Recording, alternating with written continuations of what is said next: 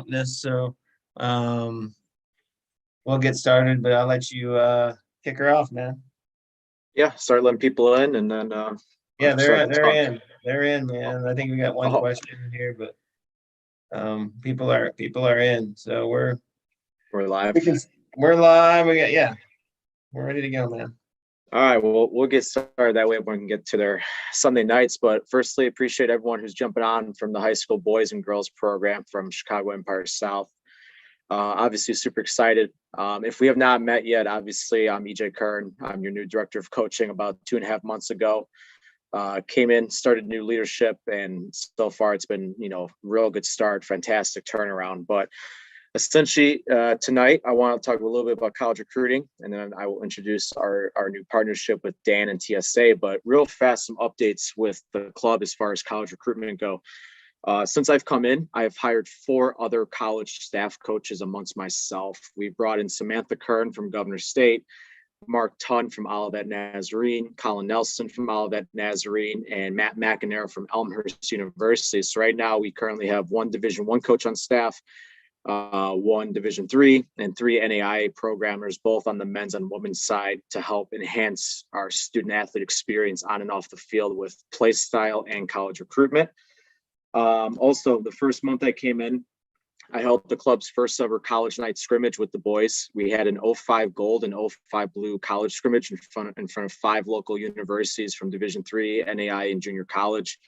It was phenomenal. A lot of the boys were being recruited right after the game, played for an hour, lots of questions were being asked, and we will do that with the girls' side also. As I was coming in, the girls were heading back to high school. So next year, the plan is to do some of those scrimmages in front of more college coaches with the women's side for our program at Empire South.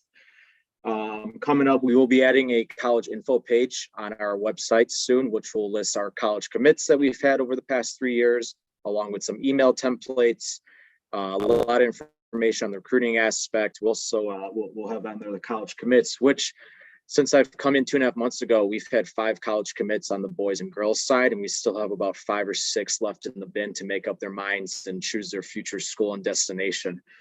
But enough about what I've done for the last 2 months coming in. One of my more recent exciting partnerships recently has been to enhance it even more. We're going to be bringing in Dan Rothert, who's the owner, founder, president of TSA. He's going to be helping us a lot in Empire South. One, with these educational Zoom meetings, hopefully a few times a year. He'll definitely go into what his business offers our club at Empire South. And I've known Dan for years. I coached against him when he was at Loris and I was at Benedictine, top class coach, always brings in good players. And he's got one thing on his mind now, and that's to help student athletes in high school get to the collegiate level. He comes referred by a lot of my coaching friends and buddies. So it's not just a random business I made a partnership with. I actually know Dan personally along with other guys. So other than that, Dan, take it away. All right, appreciate it, EJ. My name is Dan Rothert. I run Top Student Athlete Recruiting. I'm based in Dubuque, Iowa. I have a ton of connections from the Chicagoland area. My wife is actually from the south side of Chicago, so I'm in there a lot. But I recruited Chicago very heavily as a college coach. And I've worked with a lot of Chicagoland players to help them connect with college coaches and find great opportunities for them. Every person, every player out there has different priorities, what you're looking for in a college, right? My goal is to help use my experience and connections to help student athletes and their families find great fit opportunities based on their ability level, based on what they're looking for major-wise, academically, the type of school they're looking for, location, financials. Every student athlete I work with has different priorities, and those things that I just mentioned all might rank differently for a different kid, and so the goal is to help them find awesome opportunities. So I coached, like EJ said, I coached college soccer for a very long time, almost 25 years. Had a lot of success. I was at Loris College in Iowa here in Dubuque, which is 3 hours from you. For most of my career, I recruited, like I said, that area heavily, and a ton of players from probably high schools that you guys go to. But my teams went to 5 NCAA Final Fours. We a boatload of NCAA tournament appearances and conference championships. But I really think the one thing that stuck out to me is I think the success we had. Obviously, there was culture and teaching and style of plays and these types of things, but the backbone was recruiting the right kids, right?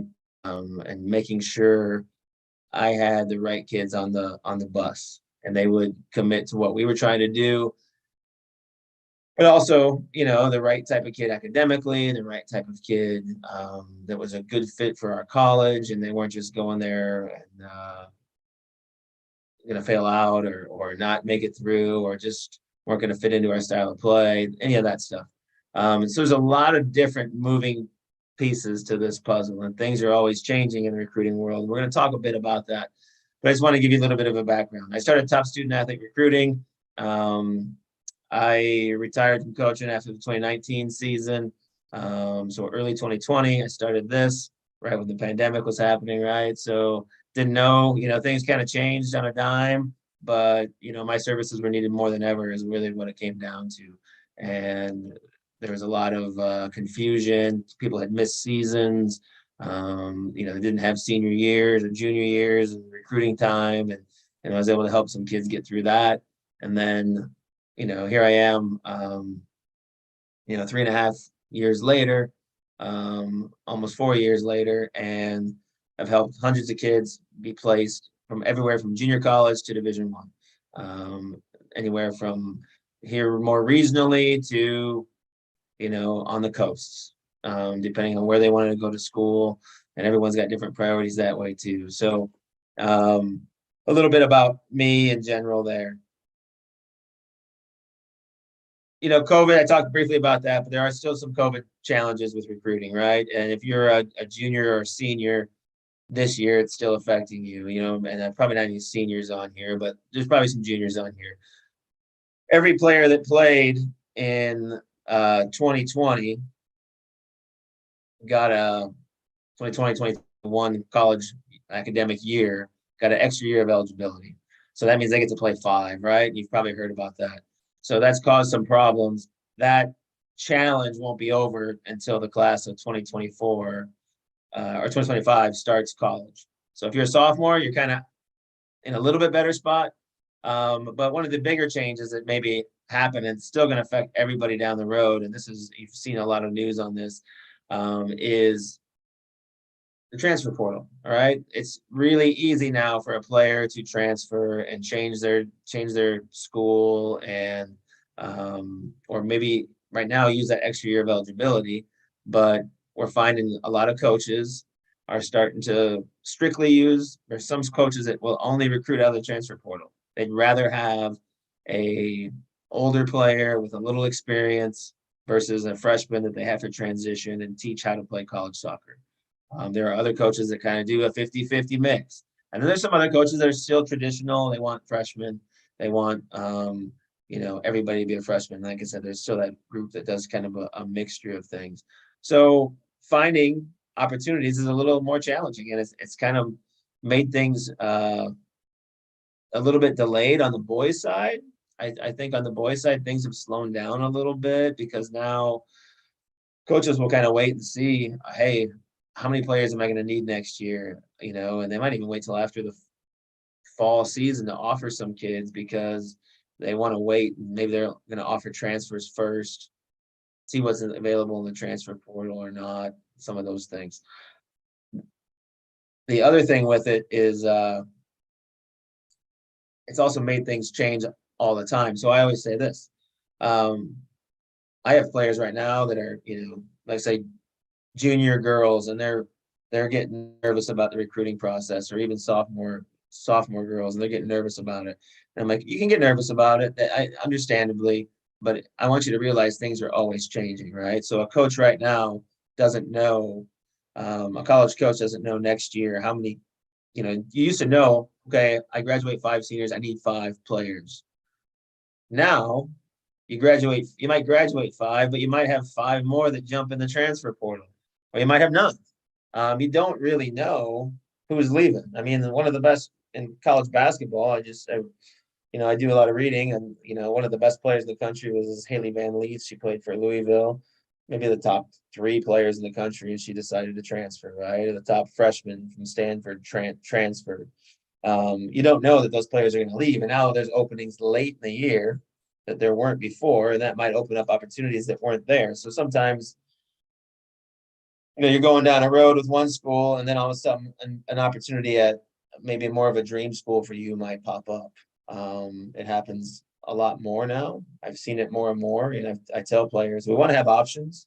My goal with student athletes is to help them have options so that in the end they can make decisions that are best for them. And those options are going to change as time goes on. You're going to see things that you like.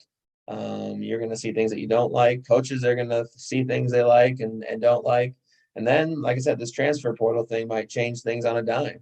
I had a player this year.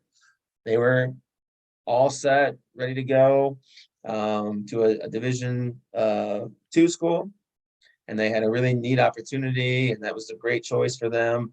And at the 19th minute, or the 90th minute, I should say, the 90th minute, guess what? The dream school called and said, yeah, I know we kind of left it as we didn't have room for you. But we've had a few transfers and we really would love to have you. We think you're, step into some of those roles right away. And they were able to make that decision. So, a great opportunity, and they were able to do that, and there's no real penalty anymore to make those changes because of the transfer window is wide open all the time. So but I do think you need to cast a wide net. You need to be creative because there are schools that have full rosters, and there are schools that will only go with seniors, and there are schools that will only recruit internationally. You have to play in those worlds a little bit. We'll talk briefly about scholarships. Just a couple quick notes, right? Soccer scholarships are usually partial in soccer. Full ride is very rare, and it's usually a combination of academic and athletic money. It's not like football and basketball. Football and basketball, volleyball on the women's side. There's a few other sports. They're full ride or nothing. All right. And in those sports, it's called a head count sport. You either get a full ride or you're a walk on. That's it. There's no other choices. Whereas soccer, baseball, softball, a lot of these other sports are partial scholarship sports. And that means is, the coach can basically take the amount of money that they have and divvy it up any way they want. And the coach is in charge of that, over the course of that year. And it changes as kids graduate and money becomes available and things like that. You should not be saying you need an athletic scholarship. Rather you should be saying you want to find the best value on college. I've seen, Division III schools have better offers than Division I schools, and Division III schools don't offer athletic money. We're going to talk about the different divisions here in a second. All right. And because soccer scholarships are usually partial, grades are so important. All right. Because so no matter what year you are in this Zoom, I can't stress enough how important grades can be, because you can add academic money on top of athletic money. So if you have really good grades, you'll get more. I talked to a Division I coach, a couple weeks back, and I was telling him about a player I was working with. First question out of their mouth is, what's their grades? I said, you don't have to worry about it. They're 4.0. Awesome, because a 4.0 at our school gets 50% off. And he's like, and I can offer them 50% off for soccer. So now it's a full ride, but it's a combination of academic and athletic. If they didn't have the 4.0, or they had really bad grades, they might only get the 50% athletic money and get no academic money, right? So, and that might make the coach think, maybe I should recruit somebody else that has better grades, or, maybe that player won't go there because now they're not getting as much money and they're making more money from somewhere else. So grades matter. Grades are a really big, important piece of it. So I know parents aren't disappointed to hear that message, I'm sure. So, or coaches. We'll talk about men's and women's soccer real quick, but this is just a quick graph. Division I, there's 204 schools playing. They can give up to 9.9 scholarships at a Division I school. I don't know why 9.9, not 10, but let's just use this example, right? So let's say there's 10 scholarships at a school, or 9.9, and there's 30 players on a roster, and that's about normal at a Division I school. So if they're, 30 divided by 10 is is 1/3, right? 33%. So now you're looking at, you can get a third scholarship if the coach decided to average it out and just said everybody gets a third scholarship. That's not how it works, because the coach might say this player, he's a great goal scorer. I'm going to give him 70%. All right, and they're going to get another 30 on their academics, so they're going to get a full ride. This other player on the team, they're going to be a walk on. So they're going to divvy up the money how they want to. But again, even if it was across the board, it would only be a third per player. Division II, there's 200 schools playing, about the same number, and there's 9 scholarships available, so it's almost the same. Division III is the biggest division, 400 some schools playing. There are no athletic scholarships, but there is a little bit more on the academic side. They seem to do a little bit better sometimes with some academic money. NAIA is National Association of Intercollegiate Athletics. If you've never heard of NAIA before, and I know EJ was just chatting about it, there's great soccer in NAIA. There's great soccer in all divisions. They have about 200 schools playing, and they can give up to 12 scholarships. Not every school does, and they do it somewhat a little bit differently. But they can also combine athletic and academic money and give a really good offer. And I'm telling you, at all divisions, there's teams that could beat most other ones. There's an NAIA team this year that was just rolling Division I teams this fall, right? It was pretty fun to watch, and so don't let the letter of the division determine your, what school you're going to attend. There's so many good programs at all different levels. Junior colleges, NJCAA. I think junior college is a great option because it can, be a cheaper option at the beginning. The tuition and if they have room and board, can be less at the start, and you can get a lot of undergrad stuff, or general education requirements out of the way, and they can give a lot of scholarship money based on program. There's Division I, II, and III within junior college, but there's some really good programs at all those levels. All in all, it's about 1,400 teams playing on the men's side. On the women's side, there's about 100 more, maybe 150 more schools playing, partly because Division I and Division II have more teams playing. So we said there's about 200 Division I men's teams. There's 323 Division I women's teams. Schools like University of Illinois don't have men's soccer, but they have women's, right? So that's the play in the room. They have about 14 scholarships is the max. So if it's a roster of 30, it's about a half scholarship per player. So a little bit more money on the women's game, partly to combat football and basically football on the Title IX thing, where they need to have as many scholarships at the school for women as they offer for men. So you're going to see these sports have more scholarships on the women's side. Division II, 9.9 and 250 schools playing. Division III, 416, and then down the line.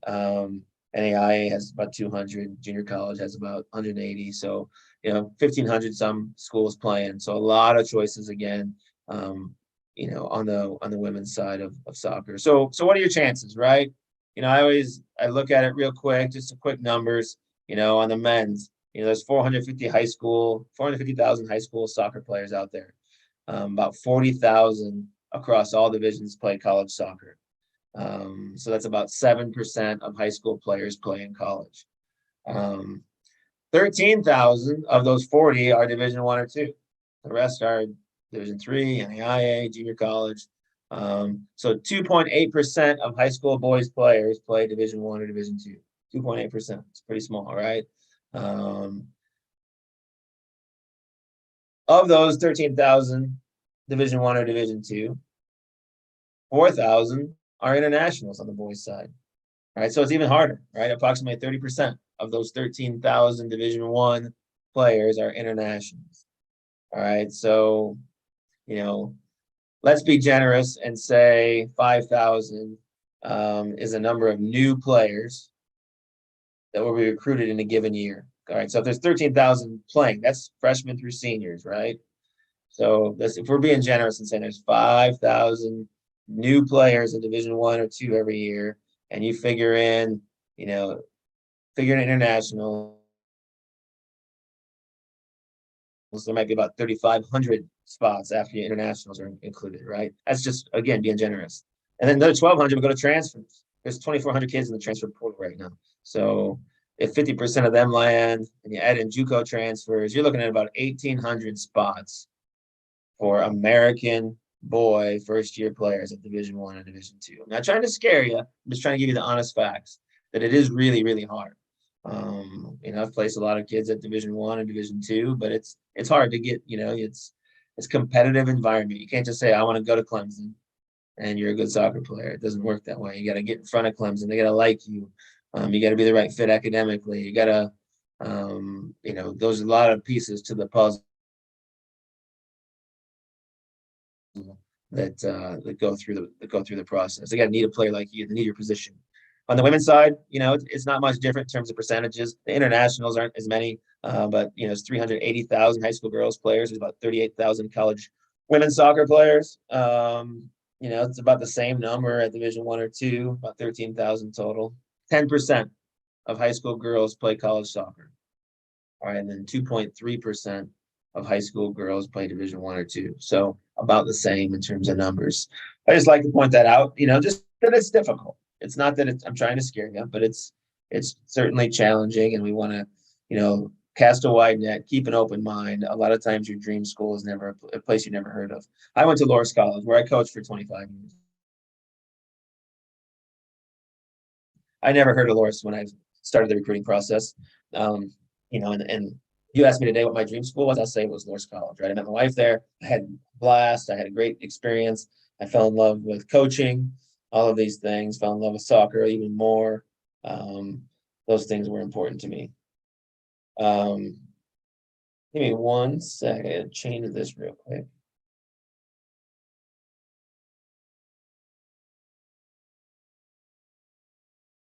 I'm gonna share my sound because I forgot to do that. All right, 5 major mistakes in recruiting. I got a little video here to watch. Very satirical, but pretty funny, nonetheless. So give it a roll. Are you going to play in college? Yeah, probably D1. That's cool for who? Either North Carolina or Duke. Maybe Wake Forest or State if I have to. I'm not sure yet. Are those coaches at the game today? I don't know. I haven't talked to them yet. I'm only a junior. So how do you know you can play for them? They all sent me letters asking me to come to their camp so they could get a better look at me. So they definitely want me. That sounds stupid. They probably just want you to come to their camp. Plus my coach said it's an NCAA that period and they can't recruit me until after July 1st prior to my senior year. That's stupid too. Of course they can recruit you.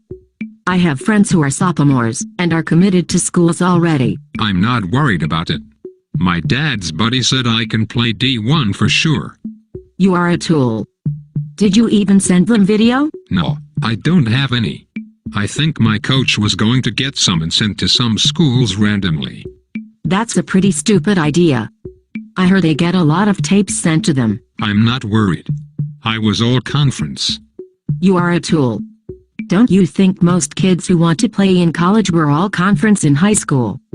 Do you have good grades? I have a 2.5, and that's all I need to be eligible. You are getting dumber the more I talk to you. What if you can't get into a school with that? Or what if the coach prefers athletes with better grades? But I'm really good. My mom says so. Your mom is stupid too. Don't you even want to look at D2 and D3 schools? I heard they suck. I'm pretty sure I could play at any D2 school that I wanted to. You suck. You know there are like 15,000 high schools and 1,000 colleges, so only the best players in the country can play D1. Have you ever been to a D2 or D3 game? No, they suck. You suck.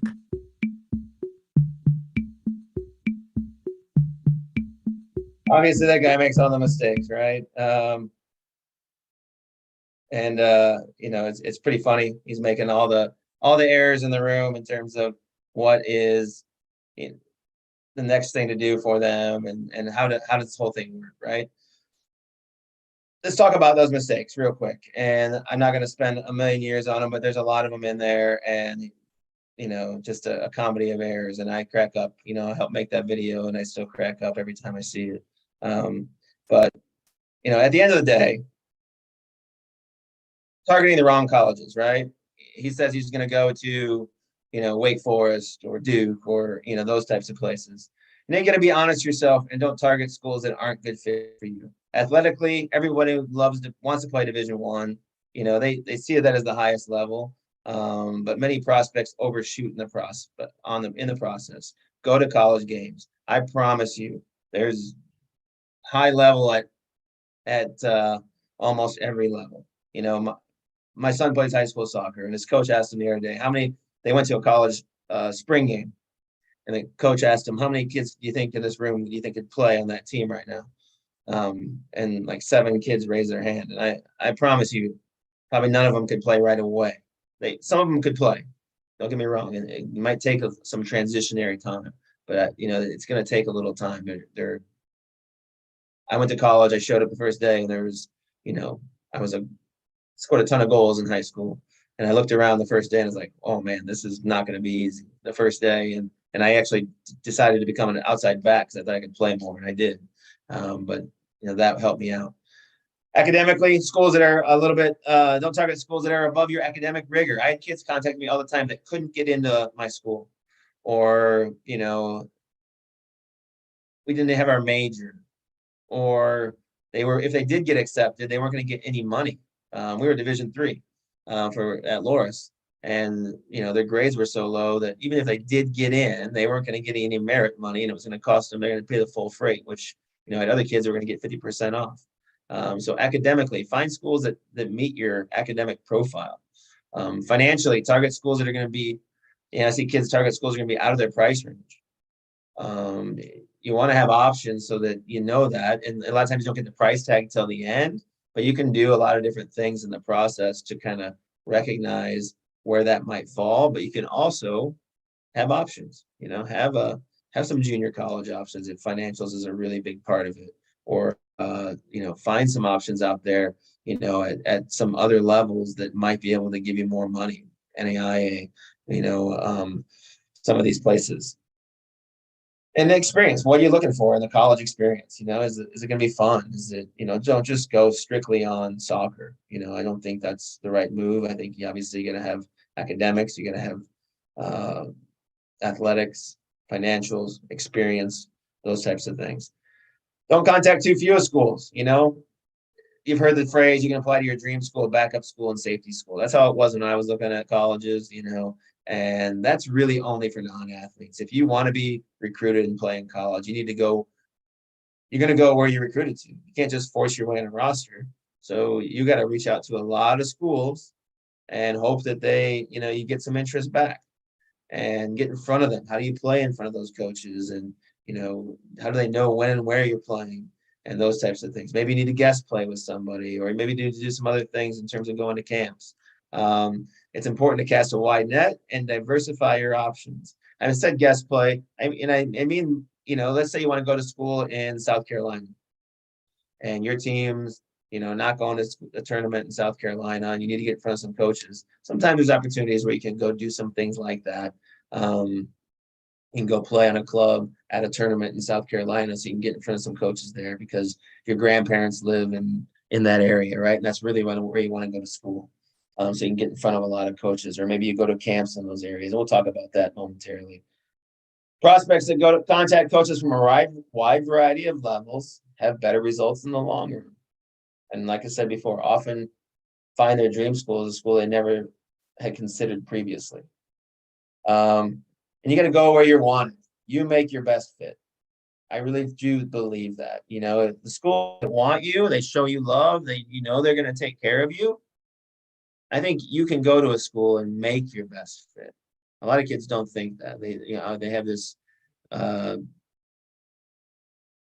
dream of this is what their dream school looks like. And I truly think you make your dream school as you go along by getting involved, by, working side by side with professors, by getting the right internships, by doing little things that can make all the difference in regards to where you might land. and then have a false sense of security. Being all conference and all state doesn't mean you're going to get recruited. All right. Those types of things. That's what I mean by, having a lot of awards. I've seen a lot of kids, all state in Iowa means something different than all state in Illinois, or all conference in one conference means different than another conference. And college coaches, truly, they don't care. They want to know if you can play. They're going to go watch you play individually and see if you're the right fit for them. I see a lot of people, hey, I was all conference, I should be this, or I was all state. Yeah, you're still not that good, right? Or you are good enough, right? Depending on who you are. I've had kids that were not anything who were fantastic for me, and I had kids that were all state that turned out to be not great players for me, or were not even recruited. College coaches decide if you're recruitable, no one else. This is a big one. Camp invites, emails, and letters don't mean anything unless they're personal. So many camp invites out there, and they look real. All right. They look like, hey, this person might be recruiting me. They want me to go to their camp, or it's a mass email trying to see who might be interested. Like I said, they don't mean anything until they start getting personal. Maybe there's a personal handwritten note on there. Maybe there's, you can tell it's a really personal email. They're starting to ask you about, your birthday or your game from last week against a certain team, and then you can get into the personal stuff, and then it gets pretty personal. It's getting real. And the last thing is coaches go to showcases, tournaments, and combines with a plan. They don't just show up. And when I was going to a tournament or a showcase to see kids play, I didn't just walk around randomly and hope I found players, right? I knew at 8 a.m. at field 2, I had to go watch, Susie play. And then at 8:45, I'd go catch the second half of the 8 a.m. game and watch another kid on a different field. All right. And the whole day was planned out so I could see certain players play. Yeah, sure. I might watch a game to see Susie play and see somebody else I like and find out who they are and reach out to them, or they're torching Susie all day. And so now I need to go and figure out who that kid is, because they're having a great game. That being said, I usually was looking at the certain kids who had written me, kids who had a good video, and we'll talk about that momentarily, that were worth watching, so that I could go see them play. I was only going to recruit kids who I knew might be interested in Loras College. If I'm just throwing spaghetti at a wall and hoping that they're going to like my school they've never heard of, or those types of things, I'm probably wasting a lot of my time. So I needed to be more targeted, and so understand that you need to get on their radar somehow, some way. Recruiting doesn't happen your senior year. You get on radars freshman, sophomore, junior year, depending on, and like I said, it's changed a little bit more because of this transfer thing. So there are some more openings later. Like, most females think they got to be recruited junior year. I had a couple of women's soccer players this year who they just weren't quite ready to go down that path yet. And we went through junior year and they just didn't find the right fit. And then senior year came around and we got into some showcase. They were playing in some showcase events. They got in front of some coaches in the late winter or midwinter, November, December time. And they got picked up, February-ish by, one by Division I, one by Division II, because there was openings, there was opportunities, and they were ready at that point too. But you do get on radars as time goes on, so you don't want to wait too long. Because some doors do close, and that's the reality of it all, right? Some doors will close, but others might open. NCAA college coaches can't officially reach out to you until June 15th after your sophomore year.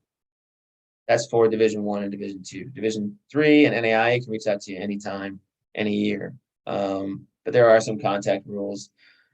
You don't really need to worry too terribly much about these. The coaches have to know the rules, all right? If you don't get a call on June 15th and you're a sophomore, I wouldn't freak out, all right? Enjoy the ride. Enjoy high school. It will happen in time, all right? But you need to do the little things to make it happen in time. All right, and then expect your coach to help you, right? The ability of your coaches to help you varies, right? But don't expect them. But as EJ said, I love to hear that you got some coaches in your club that are, college experienced coaches. They have some connections. They know how this thing works. But they're busy. Their job is to coach your club team. They might have other jobs, those types of things. Like I said, my full-time job is to help people. do this. If you ask my kids what I do, I'm on the phone all day. And what am I on the phone all day with? It's with college coaches, asking them, what they need. Coaches reaching out to me, I'm reaching out to them, telling them about certain players that might be good fits for them. I had an email, right before I got on this from a college coach. Hey Dan, I need a goalkeeper and a number 9 for the class 2024. Like, what's in your stable? Who do you know about? Those types of things. And knowing a little bit more about their school and what their positions are and stuff like that. So that's where my expertise goes on, because coaches are going to get 500 letters from kids looking to play. 500 maybe just in a month. They might get 500 emails. And how do you get to the front of the line? Like a guy like me, I can help move you to the front of that line. At least get you looked at least get you to watch their video, at least to maybe have them come watch you play at a tournament or showcase and things like that. As I mentioned, camps, you're going to get a lot of letters.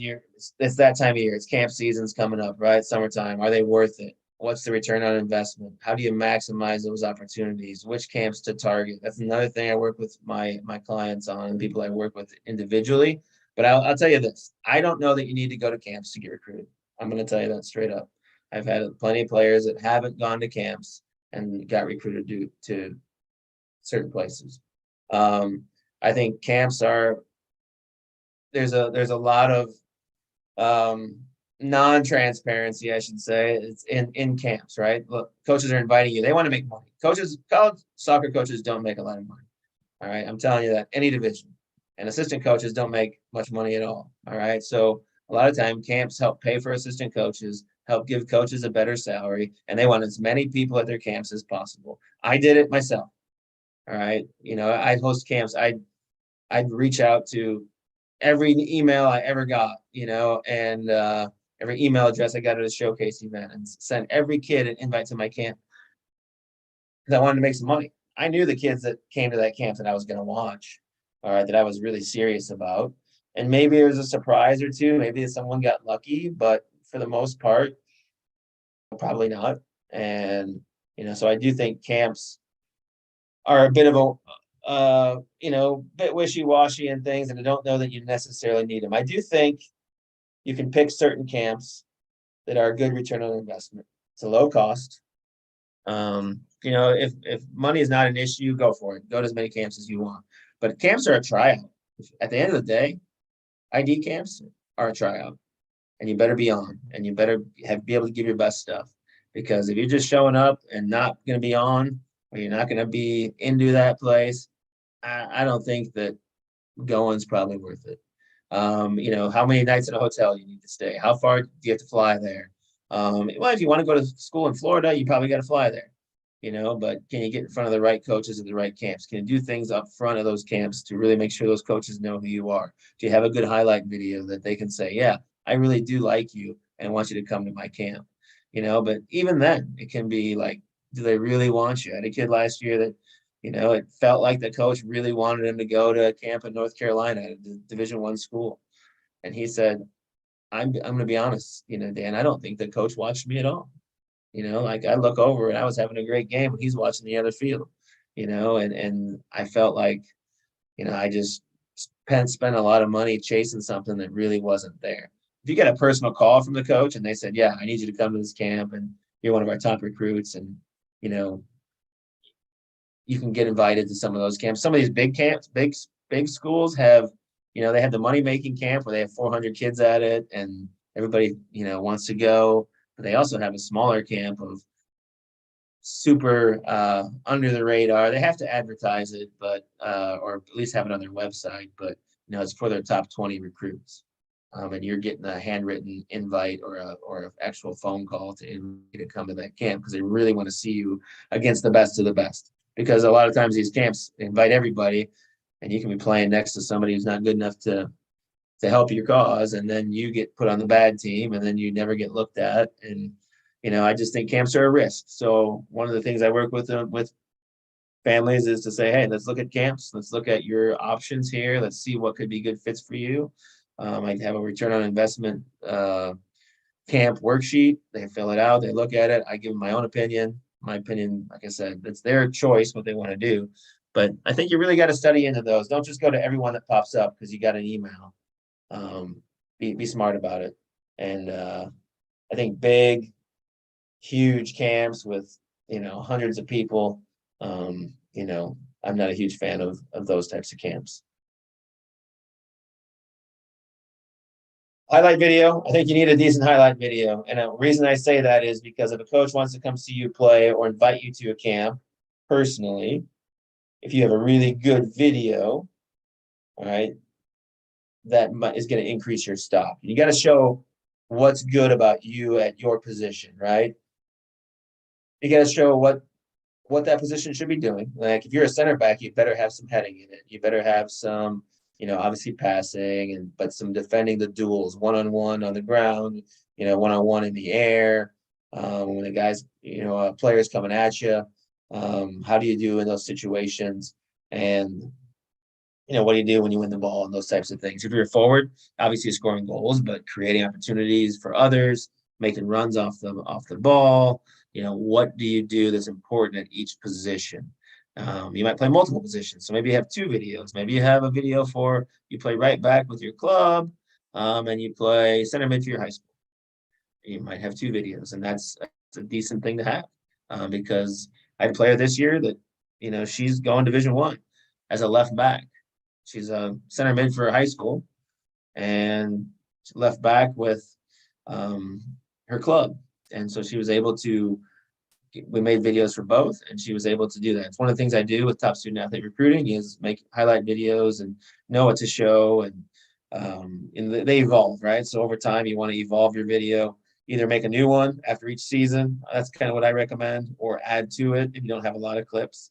But collect clips as seasons go along, so that you can, that in this game, at the 33-minute mark, I had a really nice play, and then you kind of write that stuff down or keep a log of it or put it in. If you have VO or something like that, you can put it in the video. But, so then in the end, it's easier to put it all together instead of having to watch all the video again and make your life a lot easier. But a good video can open doors. I will tell you that most college coaches watch every video that comes across. Their staff does. I wouldn't say every head coach does, but, in particular, they might have an assistant coach, and that's their job, is to watch every video that comes across their desk. All right. And then there's a filter process that assistant coach might say, yep, this player is good enough to at least get the next look, or at least have a conversation. 90% of them they put into maybe more than that, they put into a folder and says, hey, invite this kid to camp. We might be able to make a little money. All right, but they're not good enough. I promise you that is the true story. But if you cast a wide enough net, you're going to have some schools that might be interested in you based on ability and what you're looking to study and where you're trying to go and all your priorities and that type of thing. So, a good video showing your strengths, but also showing what your position should be doing is important. I get kids that say, well, they only want to show goals, right? Well, I'm like, you need to show more than just goals. Even if you're a goal scorer, how do you track defensively? How do you put teams under pressure?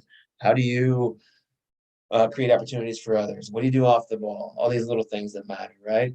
And then most coaches are going to want a full game videos. So video is great, can get you coaches to come watch you play. But if it's a school really far away, it's kind of the gatekeeping to get you to the next step, right? Maybe they say, okay, we really like you, want you to come. We like that video. Can we have you come down to our camp, or can you get down here and play in an event? Those things can be important. But then they might say, liked your highlight video. Do you have a full game video? So I always say, if you get a good full game where you thought you played really well that day, save it, keep it. Kids that work with me, they have a player profile, right? And I think you guys do too with Empire. Put it on there and then have a link to maybe your full game video as well, because that could be an eye opener. But again, like I said, a lot of times it's me. What I do, I'm calling a coach and saying, hey, I'm working with Billy here, and I'm going to send you their video next. Take a look at this kid. I think they'd be a really good fit for you because of X, Y, and Z. And then Billy gets a phone call, or Billy because the coach watches the video, I send it to them, and they move up the list real fast. A couple other advice: be in shape when you go to these events. Don't be out of shape going to camps, showcases, tournaments, because again, it's a tryout. Sorry, I can't emphasize that enough. The fine line between the right amount of contact and being annoying. All right, if you're not hearing back from a coach, all right, after a few times, all right, lay off the gas. You don't want to be that annoying player. And you can reach out if you have something to say and you're in a conversation with a coach and say, hey, coach, we had a great game last night. I want you to see a few clips. Or ask him how the season's going, if you're down the road in conversation. Other things in communication: write emails from your computer, not a phone, because you can screw up too easily, fat fingers, that type of thing. Use your computer, learn to use your computer. Email is still the preferred choice amongst most college coaches. I think people ask me all the time about social media and recruiting. I don't think it works. I don't think it's a thing, honestly. I mean, there's some schools on social media saying, hey, we need a player. Take a look at their record. If they're on social media saying we need a player, they're probably really bad. I'm just going to be honest. I think recruiting happens from personal outreach. You know what? You send a coach a letter, you're different. A real letter, right? A typed letter, and with a player profile. I promise that it's going to get open. They're going to be like, we haven't seen these in 20 years, but you're going to get it looked at. It's the same thing if a coach wrote you a letter. You would look at that a little bit harder than just the email you got. I think a 24-hour return rate is important on voicemail, and check your emails. I say voicemail. Have your voicemail set up, please, please, please, please. All right, because did you know Division I and Division II coaches, they can only call you once a week. So if they call you and your voicemail picks up, even if it just picks up, that counts as the call. And you can call them back, but it counts as the call. So if you don't check your voicemail, you don't have a voicemail set up, and make sure it has a proper voicemail. It's not some like your friend messing around with you and it sounds silly. Make it professional. Then, coaches might not reach back out to you, and that might be over. All right. Because you never responded to their, the one call they're going to make. Hey, I'm going to try this kid. I liked him. I left them a voicemail. It's the only time they called. You never called back. And the next week, they kind of forgot about you because somebody else moved into the hopper. Coaches get busy and they forget about that. And then you lost your chance. All right. Check emails. Return your emails within 24 hours. Have an email address that's not your school email address.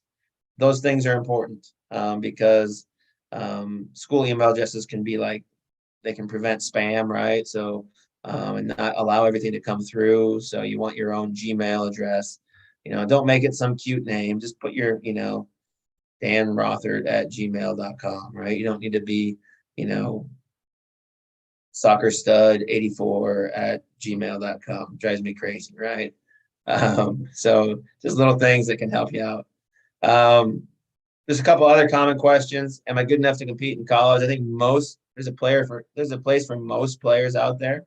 I do think that, but just be honest with yourself in your assessment of the game. Go see college games. This fall, go see college games and don't just sit there and eat popcorn and just go for the excitement. Really watch, really dive into what your position's doing. Really have a realistic conversation with yourself. Do I think I could fit in out there? Do I do those things that player's doing really well?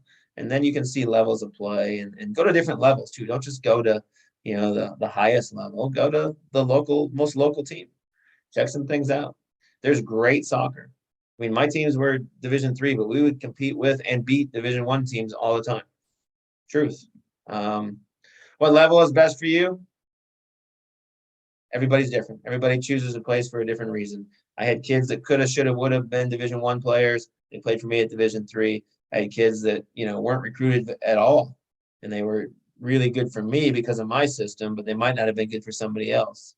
So that the level is hard to determine, but ask professionals, ask people who, what they think, and ask people who are non-biased. It's hard to ask your own coaches sometimes because they don't want to let you down and say, I don't think you're good enough. but they're going to hopefully be honest with you.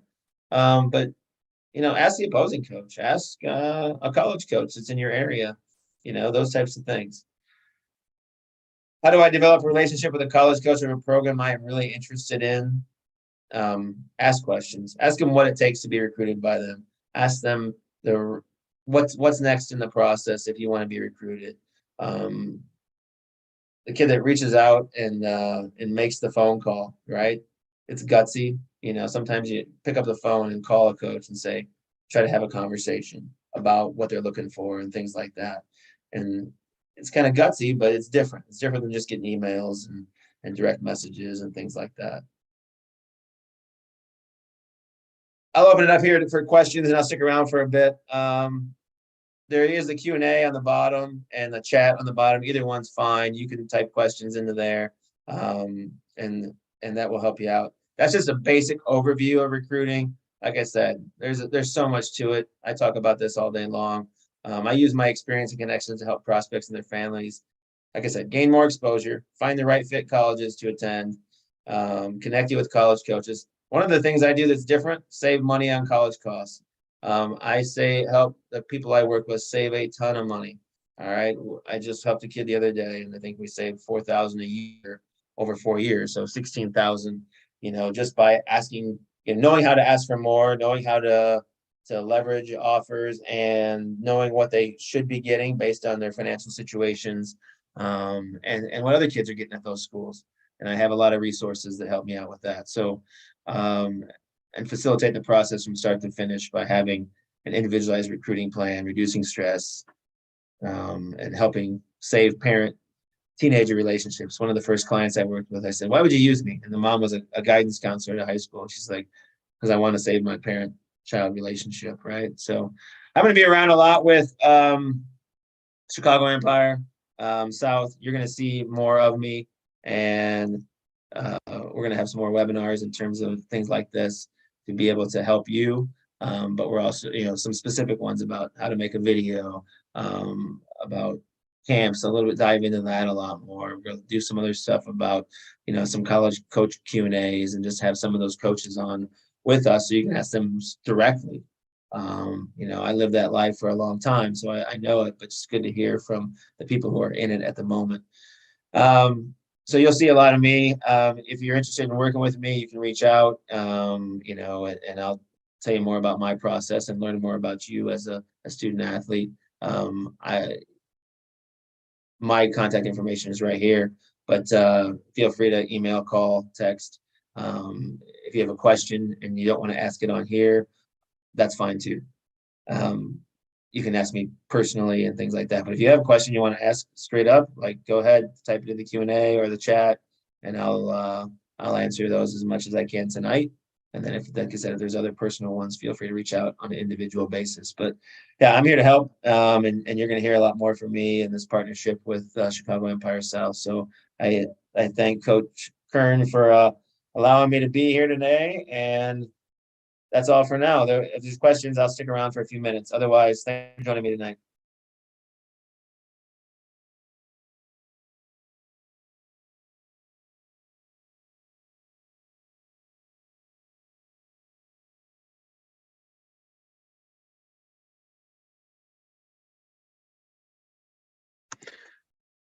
I guess I can attack that question right there. Player profiles, again, still cleaning up a lot of messes from previous leadership, but essentially Empire South has access to what's called College Fit Finder. We will be opening that back up at the end of spring. What that is the club pays for it. It's all free. It's like an online profile for your student athlete. You put your nice picture in there, your GPA, your test scores, cell phone, email. And then as far as the recruitment video, you put your video in there. We print these out, bring them to showcases, and it has a QR code on there. And while I'm passing these out to coaches, I use them when I go recruiting, where I get my phone out, click the profile, and it brings me the whole PDF online, and I can watch videos right there and then. You can also sort out what you want. You can type in, what you want to pay per year, what your GPA currently is, your test scores, and it shoots you out schools and states, regions, nationally, what you kind of want to do. That will be brought back at the end of spring via Empire, again, still going through what the kids were supposed to be getting that they never got. So good question, Jack. Good. That's great. No, those can be valuable. It's kind of like your online resume, right? And it can store your videos. So I think those are worthwhile to have that you can send directly to coaches.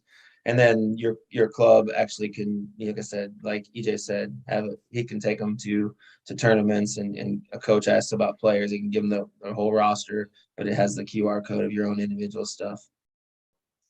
Looks like you got another question. Yeah, Jack's got him tonight. Vio, same thing. Just got that unlocked the other day. It was locked by the former guys with their email passwords. We got that sorted out. We just used it the other day for our younger session as far as recording. So that will be brought back for the oldest teams, Jack. So obviously 05 blue, 06 gold. That junior sophomore class will have definite access to that coming up over the next few weeks for league games. We got PGC, biggest tournament in the Midwest. Maybe Coach Dan can come down and watch some good soccer. But yeah, Jack, we'll be getting that VO back out real soon for the boys side now that it was unlocked this past week at the office on Tuesday. That's great. One thing I'll mention on that, Jack, I'm going to jump into the film a little bit. One of the things I recommend is, all right, there's a lot of cameras out there, and you're going to see cameras at your games, and maybe sometimes, even at high school or club, maybe your game is not being recorded, right? But the other team is recording it, or some dad is recording it because they have their own VO or whatever. Like, I always say, like, go up and ask, like, hey, or have your parents ask at the game, like, hey, who's filming this game? Do you think I can get a copy of that after the game? Like, I'm trying to make some recruiting videos for my son or whatever, or you just kind of start some small talk and ask for the video. I have my own video camera. I take it to a lot of games.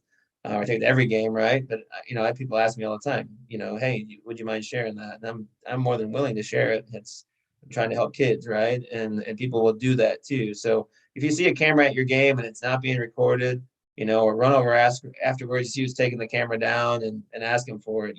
Maybe that bicycle kick goal that you had, right? It wasn't recorded by anybody else, and that person has it, and you want to, make sure you get access to that stuff. Trade your email address with them and stuff like that.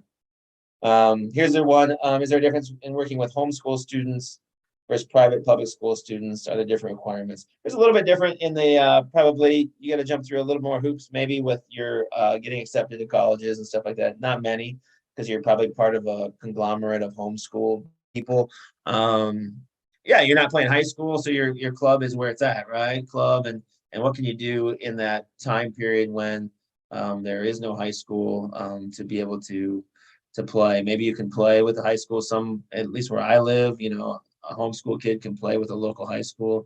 But I don't think there's much difference, to be totally honest. You gotta show up. You gotta be in front of coaches. You gotta find your way to be in big tournaments and stuff like that. So find your way to get in front of coaches. It is there's a little bit of challenges because you don't have any video. You don't have as much things like that. Maybe you play a different position and you play one position with your club, and you're not going to be able to play that with a high school because you don't have a high school team or whatever that might be. I don't know your exact situation, but if you want to give me a buzz, we can chat a little bit more about that, because homeschool is definitely an area that I've helped several kids with that maybe needed a little more edge in the recruiting process. So if you want to give me a buzz, we can chat a little bit more. Something else here? Maybe there is one more. Oh.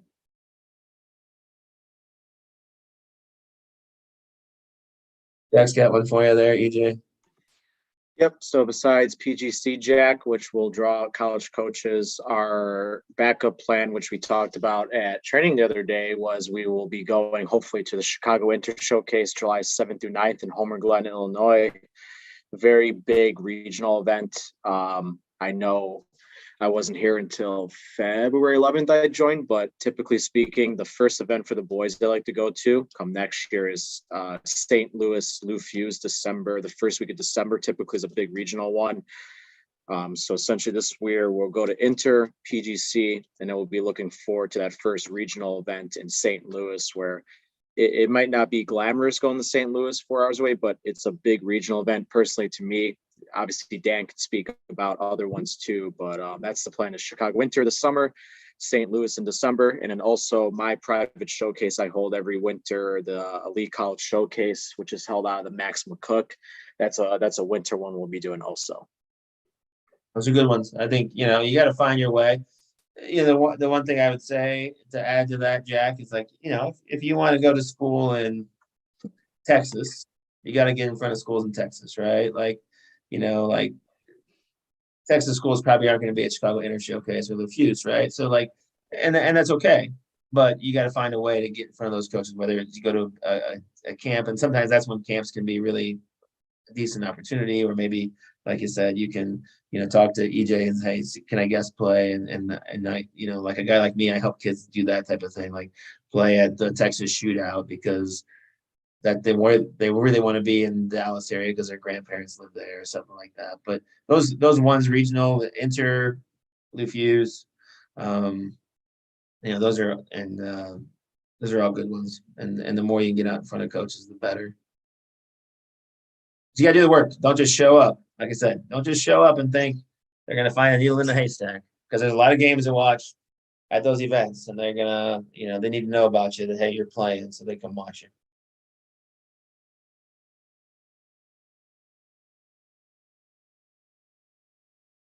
Well, yeah, if any questions come up, like I said, you can feel free to email me, text me, call me. There's a lot of things I want to come out and watch some teams play. Talk to EJ about that, which would be good. And maybe, if I do that, I will let people know so they can I'll give an honest evaluation of where things land, right? Like, hey, I see you being at this type of level, right? Or some of that stuff, or even come over and EJ and I have talked about maybe having a day where people can just, families can sit down with me for 45 minutes to an hour, and we can kind of get through your specific situation a little bit and get some recommendations or some ideas of directions to go. So a lot of things we're working on. It's a little bit of a work in progress, but excited to get things started. We wanted to jump on this, and I think it's sounds like it's good for everybody, because it's kind of intro to some people haven't met EJ yet, and then obviously the kicking off the summer and things like that. So I appreciate it. Thank you. Thanks, Dan. Appreciate it. Yeah, you bet, man. Yep. Thank you. Thank you for everyone for coming out tonight. I'll see you all at tryouts.